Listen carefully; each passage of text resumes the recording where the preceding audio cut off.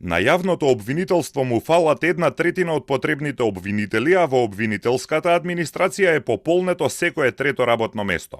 Фалат 88 обвинители. Од над 1100 предвидени работни места во јавно-обвинителската служба, пополнети се помалку од 400.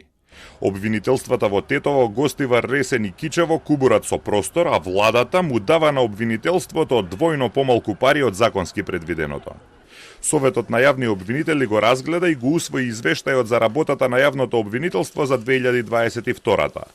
Обвинителот Љубомир Јовески вели дека почнале да им бегаат луѓе од обвинителската администрација поради ниските плати. Дури и во таква ситуација, обвинителството успеало да постапува по новите и да го намали бројот на заостанати случаи. Сигурно дека пополнувањето со јавно-обвинителски службеници ќе заакне или ќе засили борбата во делот на не само организираниот криминал, но вкупно во делот на покажувањето на резултатите на обвинителството во справувањето со криминалот.